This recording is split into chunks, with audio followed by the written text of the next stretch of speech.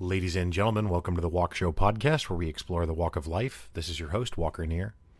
As always, the music for the show today is provided by Misha Zarin, so thank you very much, Misha. This week we are joined by podcaster, entrepreneur, author, and psychologist Joe Sanok. Joe originally began as a psychologist, but found himself wanting to see if he could find even more fulfillment. Joe then went on to start a Practice of the Practice, which is a program that helps other counselors, therapists, coaches, and influencers who want help growing their business. Joe also helps people launch their own podcasts through the Podcast Launch School. Currently, Joe is working on a book with the working title of Thursday is the New Friday, which explores the ways in which modern American society ended up with our existing work structure and how we can start to think about that differently. Joe is a really kind and warm and fascinating guy who's helping countless people either directly or indirectly, and I'm really thrilled that he stopped by the show. Without further ado, let's get on to the show with Joe.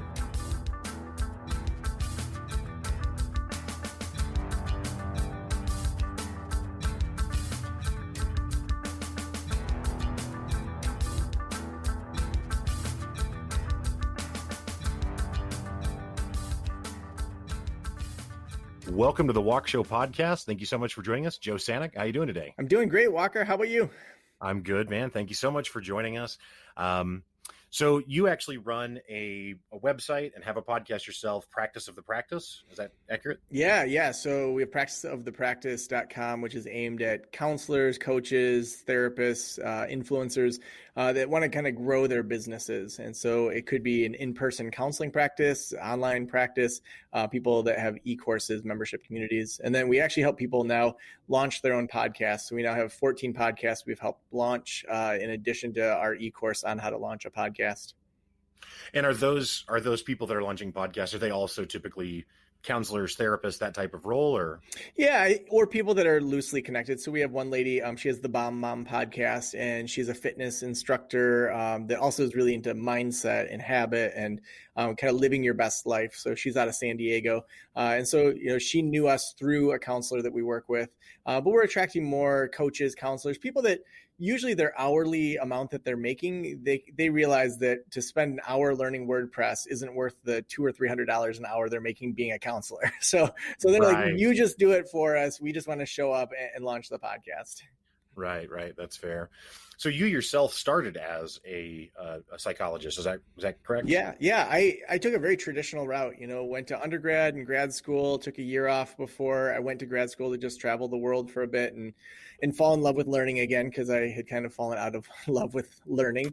And then, worked at nonprofits and community mental health centers and launched a private practice, really as just this side gig to make money to pay off student loan debt. And, I'd make $1,000 over a few months, and then, we'd update a closet or pay off student loans or buy a new mattress. And it was really this kind of side gig thing that it was going well, but I never had the intent of leaving. Both my parents worked for the schools. My dad was a school psychologist. My mom was a school nurse. My in-laws, my mother-in-law, she was a special education teacher. My father-in-law was a computer-aided design teacher. So all of the major adults in my life said, go get a good degree and someone will kind of bless you with a good job. And so the idea of being an entrepreneur, the only experience I had was in college. I sold vacuum cleaners door to door, and it was terrible.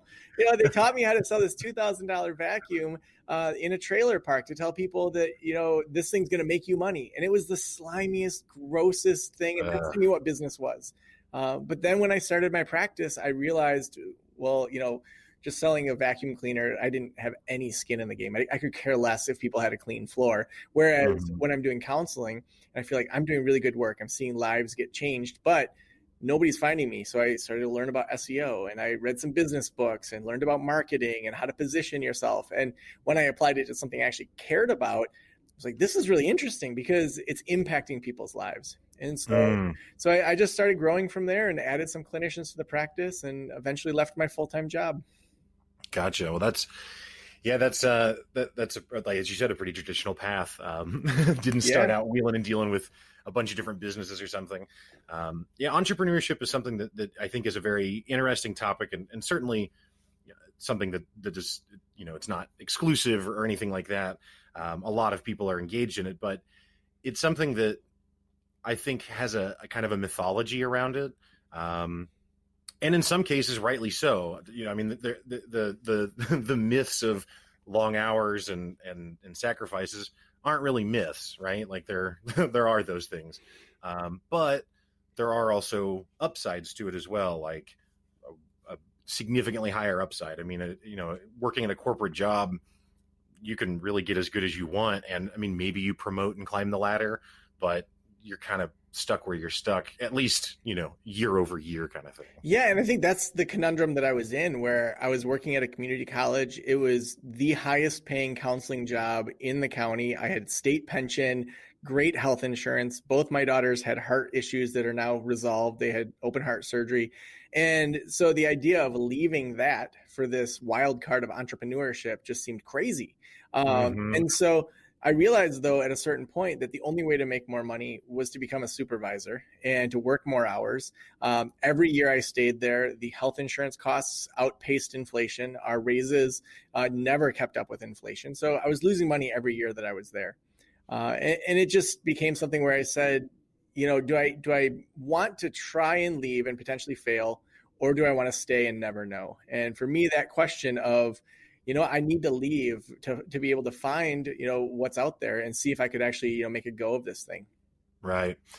Well, so this is a question I've posed to other entrepreneurs before, and it's kind of a strange question to some extent. But do you think, and again, it's very broad, but I mean, do you think it would make sense if we lived in a world where there were no employees and where everyone was? I mean, obviously, there are needs that employees fill that would still need to be done. But what if instead of hiring, an administrative assistant, you were working with someone who was acting as a contractor more so, and so they were really their own business? Would that world make more sense, or is that too radical? No, what's interesting is, these questions are all ones that I'm really kind of diving into with the research for my book. Right now, the working title is Thursday is the New Friday. It's going to be a HarperCollins book, 2021. But the idea of how did we get to where we're at with employees, with, the 40 plus hour work week? But we say, like Fridays, people just like dick around, it's like a half-lived day. I have to go to work, but I don't want to be here. So I'm going to treat it like it's the weekend. And it's like, how much of our life are these half-lived days? And so for me, as I entered into this book of saying, okay, I want to challenge this, because I do a 3-day work week. At the earliest, we'll start at 9 a.m. I'm almost done by 3:30 every day. I spend time with my kids during quarantine on Mondays and Fridays. I'm the homeschool dad, and I get to come up with fun activities, and we go on adventures. And so like I get to live the life I want to live. And by slowing down, I actually feel like I can go so much faster when I am working. And so as I approach this book and these thoughts, you and I are both fans of Malcolm Gladwell, and he goes into this crazy history of like everything. And then it's just like, what? So I dug into like, where did the 40-hour work week come from? Where did the idea of the 8-hour day? So we actually have to go back to the Babylonians. The Babylonians, they believed there was only 7 major celestial beings. There was the sun, the moon, Mercury, Venus, Mars, Jupiter, and Earth. And so those are the main things. They said, okay, we should have a 7-day week because of that. It was literally the Babylonians just made it up. The Egyptians had an 8-day week. The Romans had a 10-day week. It makes sense that we have a 24-hour day, in that a day, the sun keeps coming up, and, the seasons for 365 days a year, they repeat. Those make sense. The 7-day week is completely arbitrary. We made this up. And it doesn't fit into the math of like a month or anything. No, right? not at all. I mean, a 5-day week would make more sense because, 365 days a year. Right. And so, the months are based on moon cycles and all of that roughly, that changes too. And so it's completely arbitrary. So then we say, okay, well, how did we even get to the 40-hour week? Well, for most of human history, people worked every day. If you have a farm, you can't just be like, peace out for 2 days, cows. Like, I'm not going to feed you, Right. And so then over time, what happened was 1 day a week might come, and be able to be given off. Now, there was a factory that was on the East Coast in the 1800s, and they had a very large Jewish population that really wanted Saturday off. And then there was a Christian population that wanted Sunday off, and they didn't want to, take Saturdays off instead. And so they just said, okay, just take a weekend. Like, you take both days. At the same time, actually in Britain, people were given only Sunday off, but there's this thing called Saint Monday, where the idea was that you could come in at noon or so on Monday because you were so drunk from the night before that they didn't want you to show up. Like there was just all these crazy cultural things that were just like 150 years ago. And like this isn't like thousands of years ago. This is less than 2 centuries ago. Right. So then in Chicago in 1886, May 1st, these protests start where a lot of these immigrants had moved to Chicago to help rebuild after the Chicago fire. And so they're there rebuilding, they're working in the factories, and it's worse conditions from the countries that they came from. So they start protesting, and on the first day, there's like 400,000 people in the streets of Chicago. And mind you, there's no social media. There's just posters saying, we're going to protest. The next day it grows. Well, there ends up being this bombing that happens that 60 of these police officers get killed from it. Oh, and the only thing these people wanted was an 8-hour day in safe conditions. And so an 8-hour day starts out as this very dangerous idea that the industrialists did not want to have happen. And there was all these conspiracy theorists. But what happened was the next day, nationwide, there was a lockdown because they just were like, this thing could erupt. The entire nation could go into chaos over what's going on in Chicago. So 40 years to the day later, in 1926, Henry Ford institutes the 8-hour day throughout all of Ford for 5 days a week. It was literally Henry Ford saying, okay, we're going to have an 8-hour day and we're going to do it for 5 days while we have a 40-hour work week. He could have done a 7-hour day. He could have done 6 days. This whole idea of the 40-hour work week as being some kind of golden measure of time and efficiency is completely made up. Just like the 7-day work week where we look at the Babylonians and say, that doesn't even make sense. Henry Ford literally just said, okay, we're going to do an 8-hour day because they were sick of doing 12-hour days for 7 days a week. And so when we say we created this, so less than 100 years ago, the 40-hour work week became a thing. And then it caught on and, took, a little less than that. So by the 50s, we see that it's really caught on that this 40-hour work week. But we made it up. And so then the question to me is that the best way to live our lives? To your question, this is like the longest winded answer. No. Should we have employees? Is that there's a push and pull there because if we just zoom in and I say, okay, when quarantine's over, I want to have someone fold all the laundry that we haven't been able to fold. I'm sick of folding laundry. So I can hire someone and I'll say, I will pay you for this job. We have 6 loads of laundry, a bunch of little kids' socks that are annoying to find the matches to. I think it's going to take about 4 hours to do all of this. I'll pay you $200 to fold the laundry. I don't care how long it takes you. So if it's project-based, I'm going to get a lower quality of folding because this person's going to say, I get $200 either way, right? And so the shirts might not be folded well. There might be all these other things. They might be done in an hour and just made $200 for folding all this laundry. So on the other side, I could say, I'll pay you $50 an hour. I'll pay you $20 an hour, whatever I choose. They could drag it out for 10 hours to do it. It might be the most perfect folding I've ever seen, but I'm going to pay a ton because they don't have any incentive to speed things up. So to answer your question, I think that we need to move towards more of the project-based. So the laundry side of it, where I just pay for the project, but we have very clear measures as to what success is. This is how I want my shirts folded. This is, I want, them color-coded by the rainbow or like whatever it is that you want for your laundry. Then you can say, I don't care if this took you an hour. This doesn't meet the standards to which I want. And we see a lot of businesses moving in that direction right now.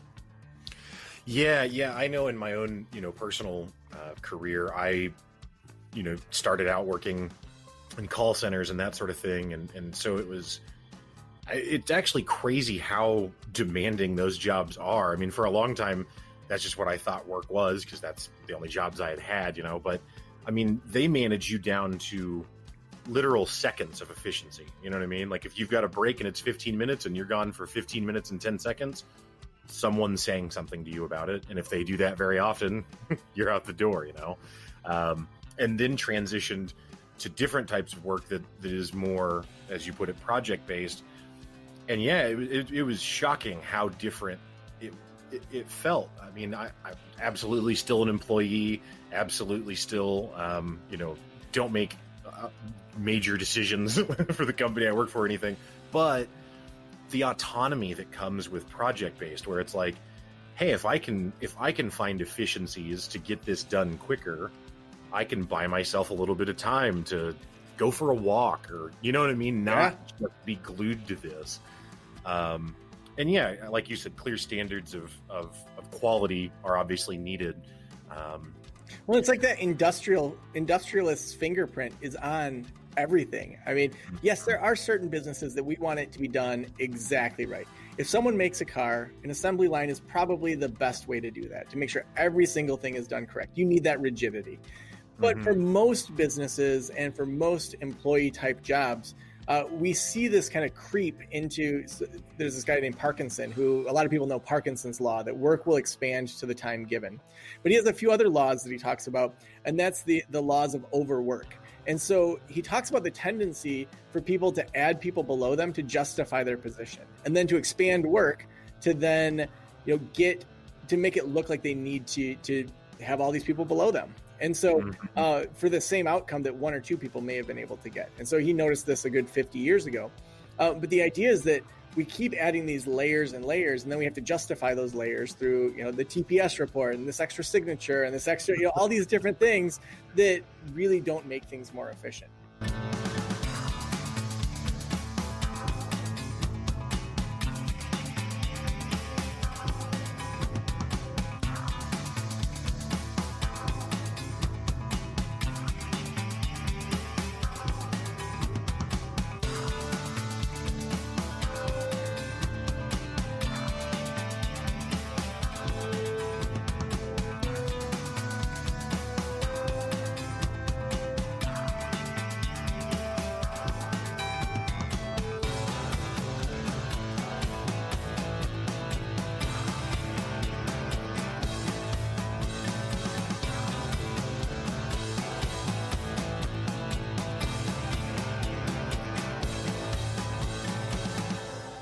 Yeah, I'm really curious to see coming out of, well, I say coming out of, I don't know what that even means really, but as the pandemic scenario continues to evolve and we try and, normalize our lives as much as we can again, I wonder how many things that used to be deemed like absolutely critical, super important, are going to not survive the cut, And I mean, ideas, not people or anything morbid like that, but yeah, because, you, like, for example, I was talking with another friend who, and I've seen it on social media, where there's, nurses, for example, have these regulatory bodies that come into hospitals. And if you've got a sticky note on the wall, that's a violation, and it's this huge problem.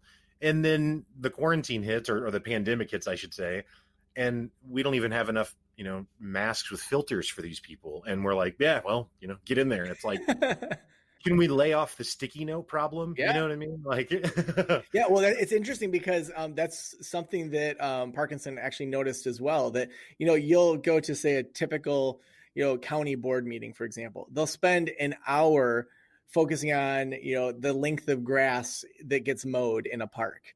And then they'll approve a $5 million budget in 10 seconds. And this happens over and over, where, it's just a misappropriation of energy, of time, of like what really matters here. And I mean, I think that's a perfect example of, yeah, of course we want our hospitals to be HIPAA compliant. We don't want confidential information on a Post-it note. But if you don't have systems set up to help people remember, say, medications, then what's that nurse going to do? She or he is going to have a workaround. And if that's a Post-it note, then the administration needs to work backwards. Say, well, why do they feel like a Post-it note is the best solution here? Is maybe a part of our own system here. Right. So it's interesting that, to kind of shift gears a little bit back to what we were talking about originally, but with the practice of the practice. So do you see, is there a larger volume of people entering that field of being a counselor, a therapist, a psychologist, or is it more just that as technology has moved forward, there's more of a need for people to understand how to leverage themselves in the modern, market of online and podcasts? Yeah. I mean, I think when I last looked, and it was probably 6 months ago, at the Bureau of Labor and Statistics in regards to counselors, therapists, it's considered, a highly competitive, in the sense that it's a high growth field. I think there's a few factors there that, people are more open to counseling. I think that it has less of a stigma. People are open to that self-development. And in a lot of states, it's actually a sign of like, ooh, like affluence, you have your own therapist. I have a marriage therapist, an individual therapist, a kid therapist. And so it sort of represents something positive to a lot of people. I think that also I'm seeing that a lot of people in general just want to level up beyond just a full-time job. And so they're saying, I want a side gig and see where it takes off. I'm going to see if a podcast works or an e-course or a membership community. I'm sick of having all of my life be in somebody else's hands and decisions. And so in the same way that I was at the community college, I had no control over my finances within that job. I think a lot of people, whether it's therapists or not, are saying, what can I do that I have a skill set that can help the world to make, a different stream of income here? Right. So yeah, well, and so now here I'm just jumping gears again. Welcome to the Walk Show. I love it. Inroads all over the place, but it's interesting. I was also thinking it was interesting about what you were talking about with the 40-hour work week, because I actually was always kind of under the impression, I guess falsely, that like all of that stuff was stuff that was like hard fought by like labor unions to bring into place. But it really was more, at least with the 8-hour work week, or 8-hour work day, I should say, for example, the 40-hour work week, it was more that Ford had that level of influence at the time and kind of set the standard. And then that just kind of bled out. It wasn't some meditated, chosen thing where I mean, there were definitely unions and protests that were organized by people to get it in the forefront. But I mean, these major protests, it wasn't for 40 more years until someone in power said, oh, I think people are actually going to be more productive if they have a weekend. And so I think it does point to that, yes, we can have aspirational ways that we view society. But if those in power or those that, really are standing up can't make a case for it as to how it actually kind of helps the bottom line at times, it's harder to sell. I'm not saying that we should throw it out, but if we can't kind of meet those different ways that people think through issues, then it's really hard to get buy-in. Right. Yeah, I think that there's the modern era and, social media in air quotes, but just the fact that people are, there's just so much more exposure to different ways of life. I mean, that's the thing that keeps happening with this podcast and me doing it, is I just constantly am shown how little I really know about the world. Like there are so many little micro worlds that aren't really micro at all that I know nothing about, that people are fully invested in. And I think that in the past, pre-internet and really pre-modern internet, web 2.0 or whatever, it was just harder to know about those sorts of things. I mean, not that there was no information available, but you were much more contained to your local community and the people that you happen to know personally. Whereas now there's just so many ways that you can encounter how other people do things. And so I think that kind of creates this drive or this impetus for people to want to explore different ideas and want to be kind of curious about how they could approach something in a different way. Whereas maybe before we didn't have that quite as much. Well, it's interesting as you say that you're actually outlining what a whole bunch of like 40 years of curiosity research has noticed. So well done. I mean, so like even just thinking about, well, like what are the most successful entrepreneurs? Like what are some of their internal inclinations, things that, just naturally come to them? One of them is curiosity. One is having an outsider perspective. And another one is moving on things before they're ready.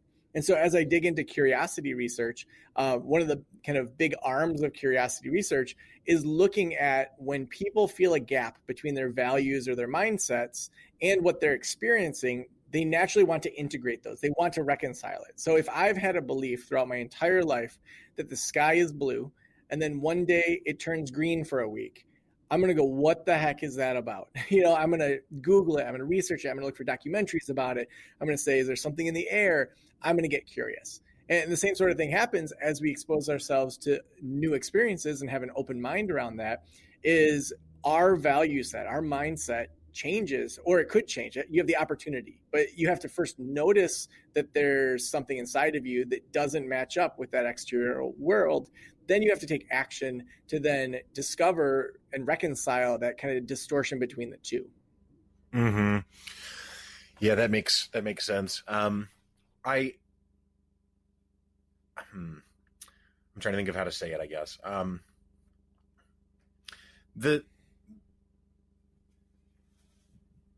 Well, I guess actually I'll just take it this direction instead. So I'd mentioned on other podcasts, these podcasts, I release one episode a week, and I've talked about this book several times. So it's going to look like it's taken me like a year to read this book, and it's not that long of a book, but I record more frequently than I release.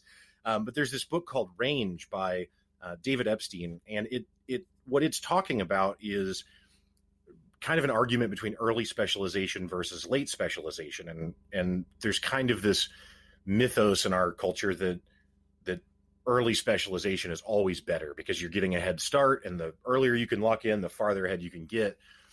But what the research that David Epstein's done shows, or at least the research he's found, it's not like he's conducted all these studies himself, that's actually not really the case. It turns out that there's a significant advantage oftentimes to doing more late specialization because you find better match quality. And then he goes on to talk about the benefits of having a more broad base of knowledge instead of a hyper specialized one, and gives a big variety of examples of how people are able to solve problems through connecting otherwise disconnected ideas or knowledge bases. But it's never the specialists that are doing that, right? Because the specialists can't like look out and see out of their own prairie dog hole, if you will. And the generalists are more able to connect ideas because they're not so entrenched in a certain way of thinking that this is how this problem gets solved.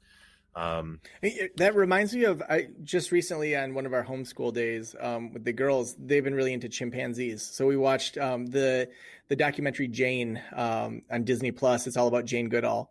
And what surprised me was the guy that got the grant for the chimpanzee research. He didn't want to go out into the jungles and do it because he thought he had too much of a scientific mind. And so he looked for somebody that had no formal training, had no formal scientific training. You think about some of the very first people that are going to go study chimpanzees, and we want non-scientists to do that. Like, wait a second.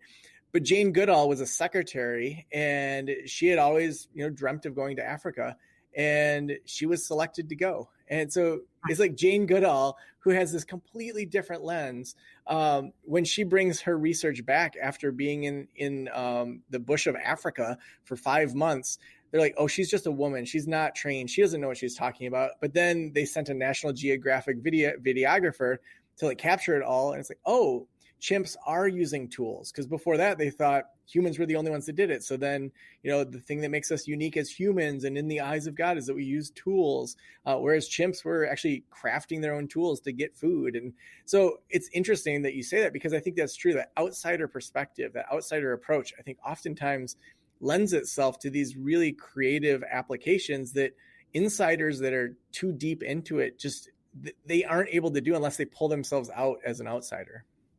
Right. Yeah. Well, and I mentioned that just because I think that it's, I think what that book advocates and what you're advocating, to some extent is this idea that, if you have a curiosity about something, or if something seems, if what you're spending your time doing seems mismatched, absolutely, you're not shooting yourself in the foot to explore other things. Right. In fact, more than likely you're going to be enriching your life by trying to explore these different things instead of, I've got a hammer and everything's a nail now kind of thing. Yeah. And I think it's the people that do link those established things together that create something new, but also to everyone seems obvious. Like when you think about Uber, they were in Paris during, I think it was a rainstorm or something. And, there were smartphones at the time. There was on-demand video at the time. There was GPS at the time. And they're like, this is ridiculous that we're waiting for a taxi in this weather. Like, why isn't there just like an app that can control all this? And then when it came together, it's like, well, this makes so much sense. Why did nobody think about this before now? Yeah, well, and not to go on and on about Uber specifically, but it is shocking to me how much better Uber is as a service than taxi cabs were. Like, I mean, I used to live in an apartment, and I would call a taxi cab, and they might show up on the other side of the building because they don't know exactly where my apartment is, honk, and if I don't come out, they just leave. And now the driver is out whatever time it took them to get there. I still don't have the ride I needed, and I'm confused. And it's like all of that is solved with Uber. Like none of that. You've got GPS. You can call them. You can text them. You can say, "Yeah, I'm the guy in the red shirt on the corner. See me wait." Yeah. it's just so much. It's crazy how much better it really is. And just to your point, like it seems obvious, but yet, I mean, we did taxi cabs the way we did them for what, 50 years? I don't know how long, but I mean, it was this really, really long standing industry. So, I mean, people, I started this podcast, I don't know, probably about a year and a half ago, not quite. And I have people ask me, is it hard to start, or how do you start, or whatever. So talk maybe a little bit about your podcast launch school that you've got. How do you introduce people into that? Yeah. So with podcast launch school, most curriculums start with order this mic, set up your room this way. But we actually back up. We don't even get to that till module 3 because we want to help people really understand their why they want to start a podcast. And so say there's a local lawn care person and they say, I want to start a podcast so that I can get more clients for this local lawn care. A podcast really isn't going to be a good fit because you'd need to have a podcast that attracts local people, which means you'd have to cover local issues, which maybe you care about, maybe you don't. But is there even a population for that, for all the time and energy that goes into a podcast? Versus, I'm really good at getting high-end lawn care people. I want to teach people on a national level, how do you have a lawn care business that's really successful and attracts really high-end clients? There's definitely a market for that. There's a lot of lawn care people that they listen to podcasts while they're mowing, while they're doing things. And so we start by kind of saying, here's all the things that you should go through before you even start a podcast. And here's the way that you think through it. Then we actually walk them through an email course design. And in this, we have them write an email course out before they start their podcast. And so this email course is a series of emails that goes out that they're giving away as a free service to their listeners. And so the first 3 emails are all about basically how society set you up for failure. And so as counselors, for mine, it would be, hey, we aren't taught anything about business. We go out into the world and, if you feel confused about starting a private practice, like you should feel confused. So I'm normalizing their feelings and their pain. The next 3 emails are all around quick wins. So here's some small things that we can do to help build trust with your audience and with yourself. And then third, what are some habits that they need to instill? And you're really taking them through that pain into the transformation that you're offering through your podcast, through your courses and all of that. Now we start with having them write out an email course first because we want them to craft their message in a way that when they start podcasting, they really understand what their message is. So then we walk them through a 3-part formula of the first 5 podcasts are all solo shows. These are kind of pillars of your podcast. So the things that that you're going to stand on.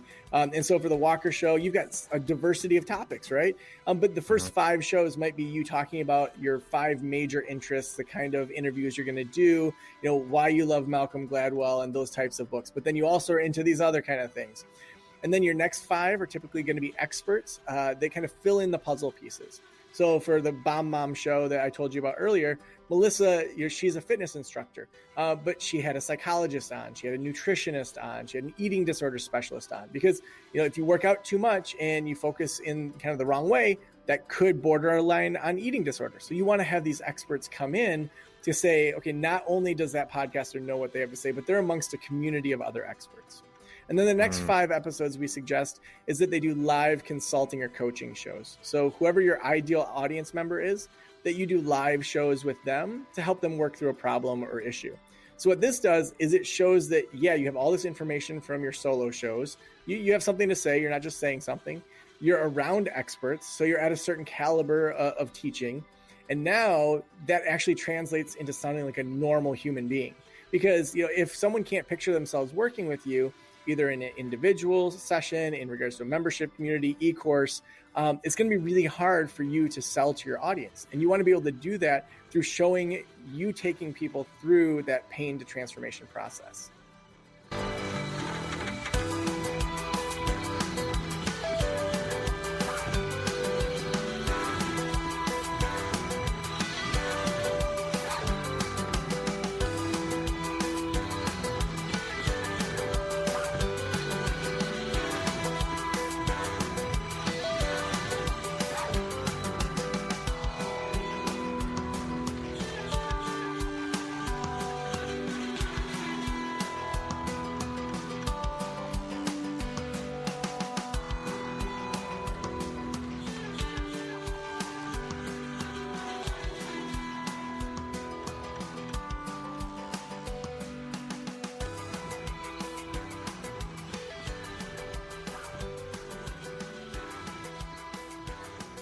is there, do you think there's a certain set of criteria or a certain set of conditions that a person should be looking for in their life before trying to transition to a certain amount of savings in the bank, or I don't know. I guess money was the only thing I could think of off the top of my head, but just any conditions that should be met before trying to be an entrepreneur? Or Yeah, I mean, I would start with, there's a couple inclinations that you'd want to work on and kind of evaluate where you're at. So I talked a little bit about curiosity.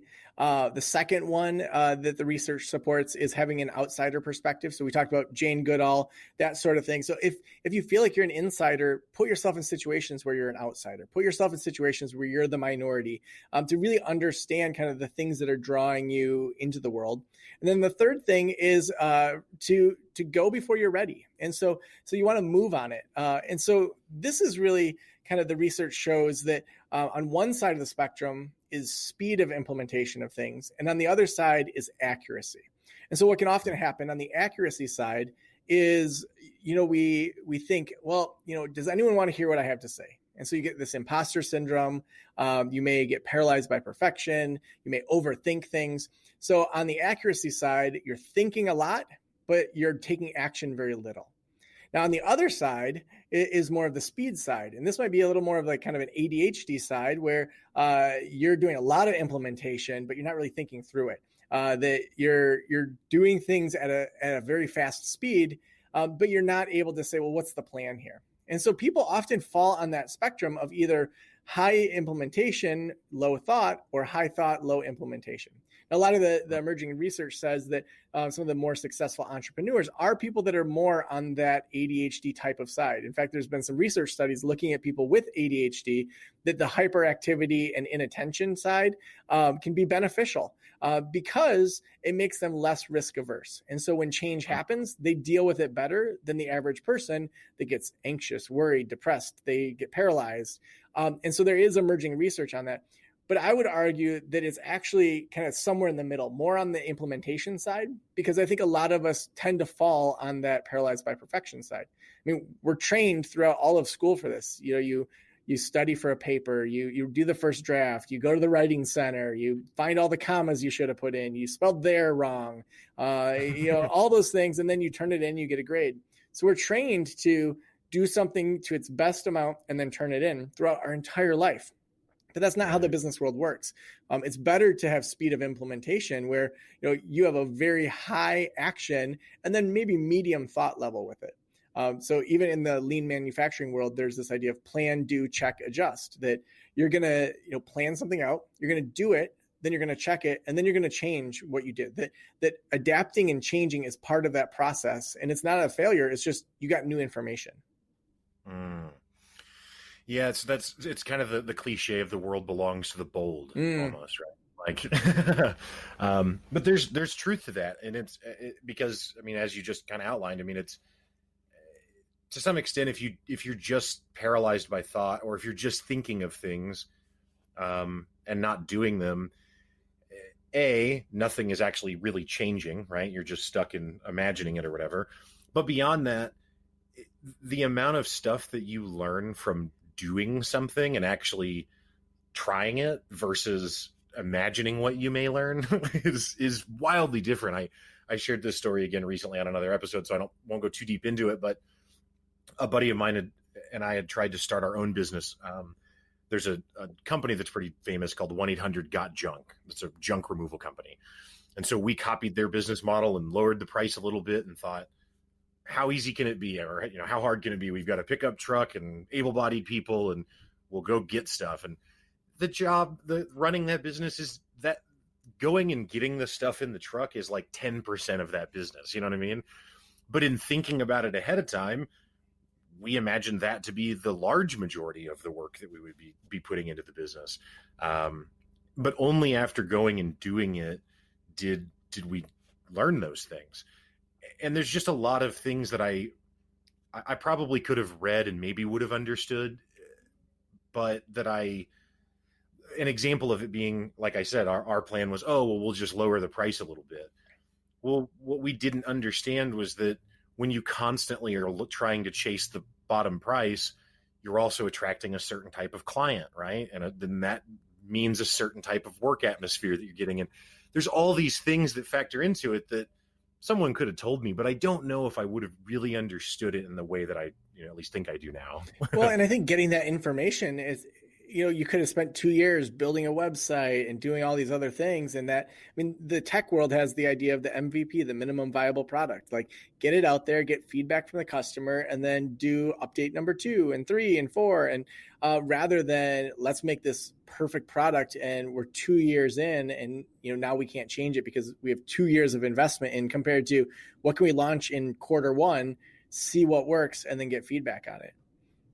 Yeah, I'm an avid video game player, and that's something that you really see in gaming, especially in the PC side. Not as much on the console like Xbox and PlayStation because a little more locked down, but in computer gaming, I mean, I don't know if there's games that are released that are fully done anymore. I mean, there are a few, of course, but largely they're released in an early access or beta kind of state. Or even if it's something, honestly, if it's something that is released as a fully completed game, the amount of updates, I mean, the developers are spending a year or 2 minimum usually on titles, continuing to update and add things and balance things and tweak things. And just an example of what you were just talking about, where it's like, hey, let's get it out the door, get revenue coming in that will then pay for us to continue. Well, and then you can put your time and money into the things that your audience cares about. We launched a membership community and did a lot of beta testing. And then when we opened it up to the early access people, it's a monthly subscription model. And so they, instead of paying $99 a month, they got in at $55 a month.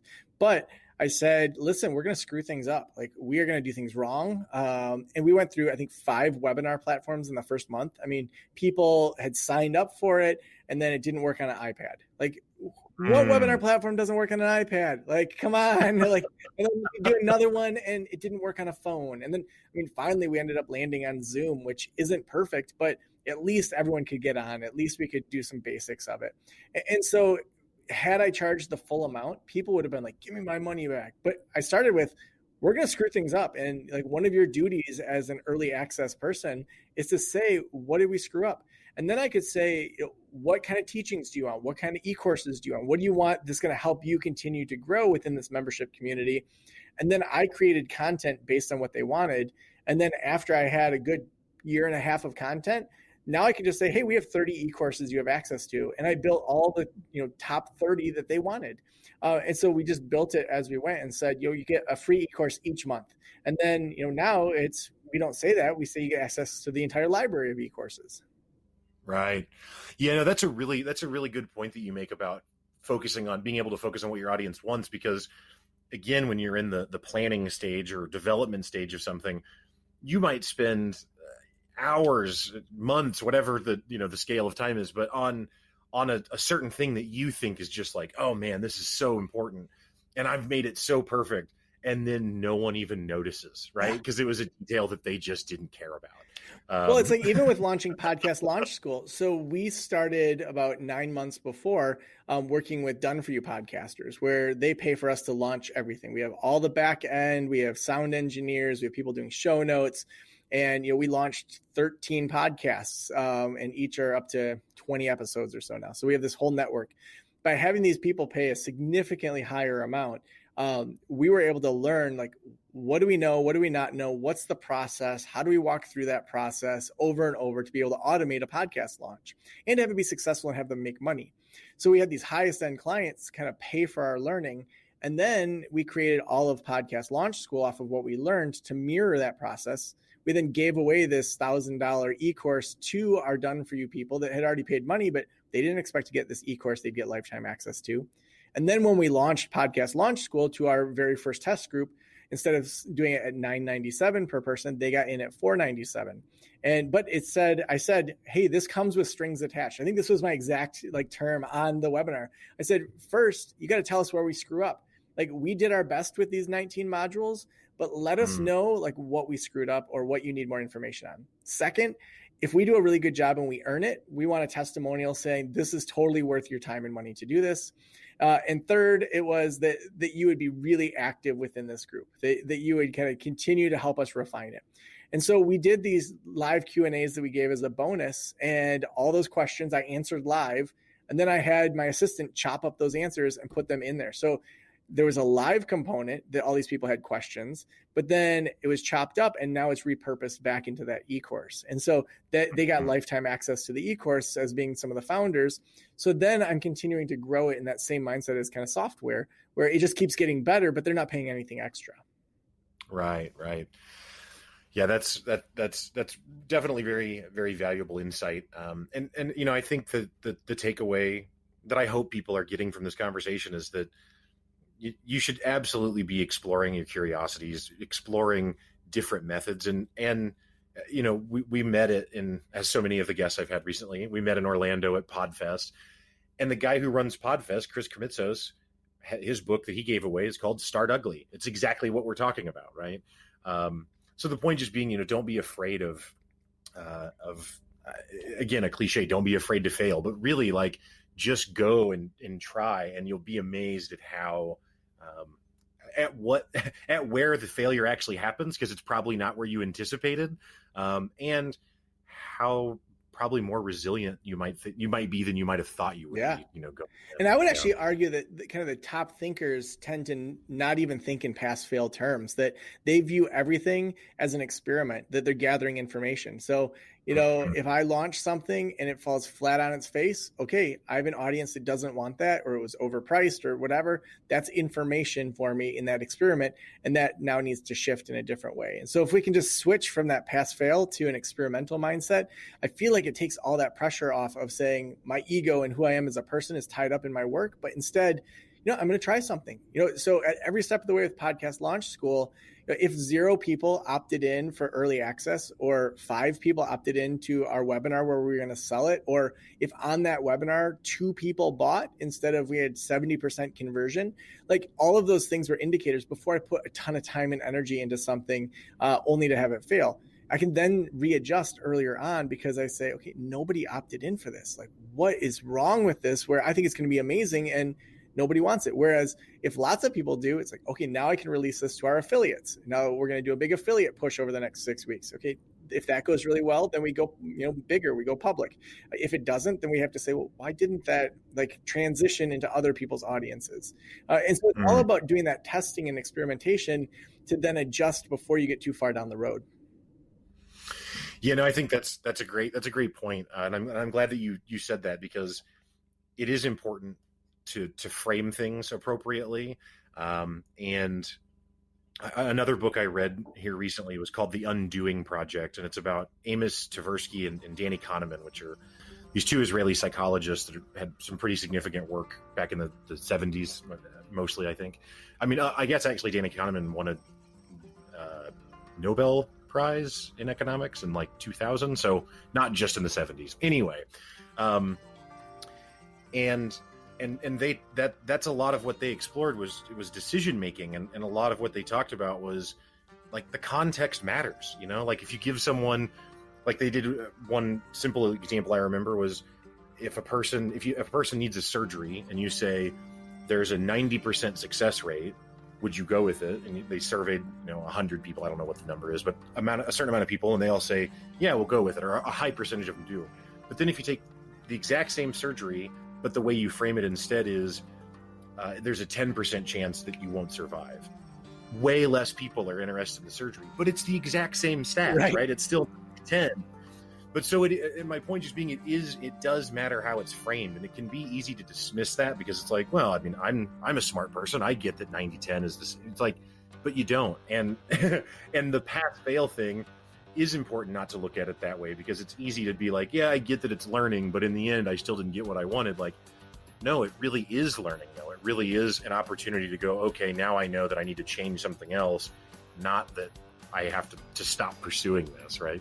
Yeah, for sure. And I think that I forgot about this study. There was another study on college campuses where they looked at cookie sales, and they had these cookies that were $2 each, or you could buy one $4 cookie and get the second for free. And tons of people did the $4 cookie and the second for free, because they're ooh, this is a $4 cookie, and now I'm getting another $4 cookie. So that's an $8 cookie instead of two $2 cookies. That's hilarious. Yeah, context matters. Well, Joe Sanok, I really appreciate you coming on the show today and offering us your time and expertise. The website is Practice of the Practice. Also the name of the podcast, correct? Yep. That's the name of the podcast. And then we have podcastlaunchschool.com, and we'll be opening up more cohorts in the future. Cool. And then your book is slated to come out 2021, so not immediately. And that the working title, at least, of that is? The working title is Thursday is the New Friday, with the idea that we're not going to live half-lived Fridays at work anymore, and let's just have a 4-day work week. Well, I am excited for that to come out, and I will, if I'm still at my employer, take that to them and see if I can convince them. Well, if you need to have a discount on a big old box of them, connect with me, and we'll hopefully get you a whole big box for the whole staff. Okay, cool. Sounds good, man. Well, thanks again, Joe. Appreciate it. I hope you have a good one. Thanks.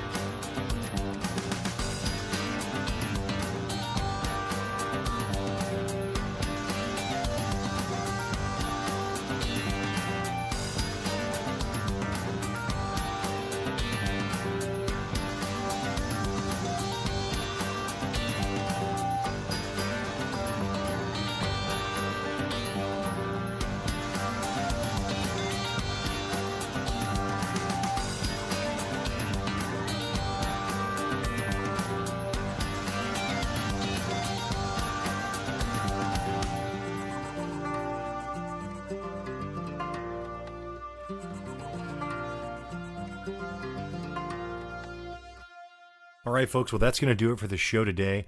Of course, I want to thank Joe Sanok for stopping by and joining our show. Really enjoyed our conversation. I also want to thank Misha Zarins for providing the music. And, of course, I'd like to thank you, the listener, for listening to the episode. I also would like to invite you to listen to my other podcast called Pick Up Your Sticks, which is co-hosted by me and Brett Lindley. Pick Up Your Sticks is a video game podcast where instead of just talking about news and reviews, we really try and dive into why gaming matters and the emotional connection that we have with it. A lot of people think of gaming as kind of a toy or something that a child does, but I think it's actually a lot more in line with books and movies and TV shows where there's really something that everyone can enjoy. Pick Up Your Sticks is available everywhere podcasts are found, so wherever you're listening to The Walk Show, you can probably listen to Pick Up Your Sticks as well. Thanks again for listening. Have a great week. Stay up.